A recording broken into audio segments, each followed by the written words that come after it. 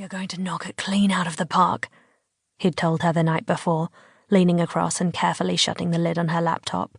"But I still need to—" she began on a protest that died on her lips as his mouth covered hers. "Oh, well," she continued with a happy sigh, as she slid her hands beneath the hem of his t-shirt and allowed them to explore the muscles of his back. "I can always wing it." "Wish me luck," Lisa said now, rising smoothly on her skyscraper heels that narrowed the difference in their heights to only a few inches. She moved in for a hug, enveloping Alex in a cloud of the perfume she only wore on special occasions. And this was a special day for her. He knew that from the nervous excitement glittering in her eyes. He pulled her against him, his heart contracting weirdly as her familiar curves molded against him, like a yin and yang symbol. He released her with a reluctance he couldn't explain. "Break a leg.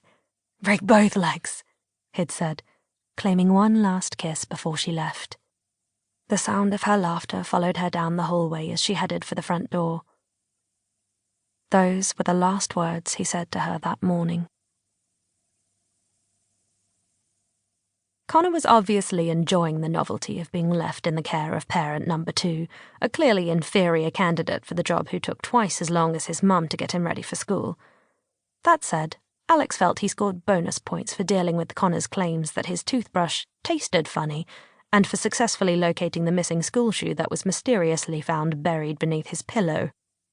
Despite the fact that they should have already been in the car and on their way, Alex took his time lacing up the shiny black shoe on his son's swinging foot.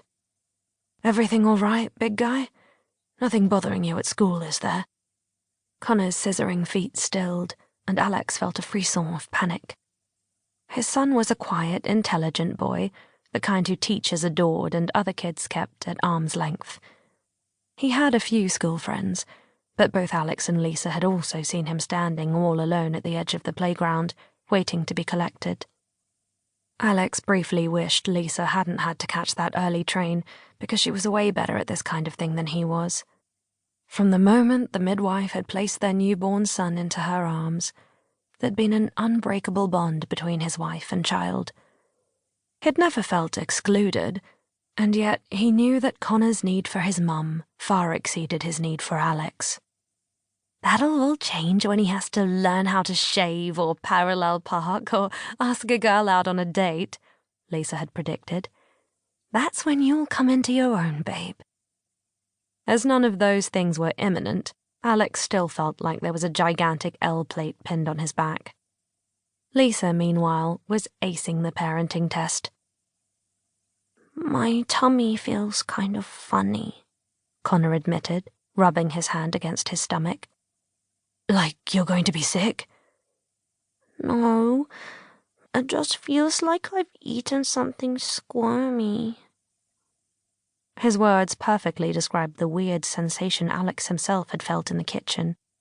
He laid an inexperienced hand against Connor's forehead, the way he'd seen Lisa do 100 times before. As far as he could tell, his son's temperature was normal. "Why don't we tell Mrs. Anderson about it when we get to school, and then, if you still don't feel well later, I can always come and fetch you. I'm going to be working from home today." Even while Alex was busy double-checking Connor's seatbelt was secure, he was wondering whether he should phone Lisa and run his decision past her. Was it the right call to send Connor in? He glanced at the clock on the dashboard as he buckled himself into the driver's seat. The chances were she was already on the station platform by now, but if he told her that Connor was feeling ill, he knew she'd abandon the exhibition in a heartbeat and come back home to be with him. Alex shook his head determinedly. Lisa had worked too long and too hard for this kind of recognition, and he wasn't going to rob her of her big moment because of something as trivial as a squirmy stomach, either his or Connor's. They could cope without her for a single day. "Of course we'll keep an eye on him, but these things often miraculously disappear once they're here with their little friends." Alex's eyes flew to Connor, who was sitting alone at a low table and reaching for an overflowing pot of crayons and a sheet of paper.